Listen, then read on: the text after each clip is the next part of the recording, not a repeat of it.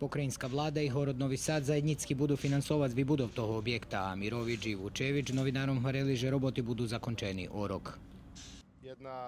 To jedna investicija za koju odredzeni 204 milioni dinari, a bude bar značna za zmesenie u Novim Sadze. Toto najlepše bešeduje o tim, že jak Horod i pokrajinska vlada môžu sotrudzować i realizovať zajednický projekty u oblasti zdravstvenej zaštiti.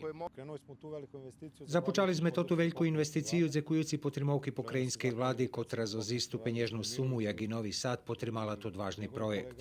Objekt bude mať veci jak 5300 kvadratnih meteri hasnovitej povrchnosti, kotra oblapi sam budinok medicinskej pomoci i garažni prostor.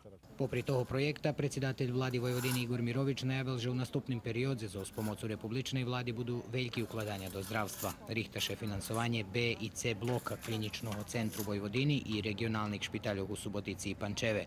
Co še dotika Novog Sadu, u tim i u idućim roku Horod bude mať zveljo novi objekti, budinok radioteleviziji Vojvodini, 2 bloki kliničnog centru, budinok muzičnej školi i koncertnu halu, vyznačil horodonačalnik Miloš Vučević.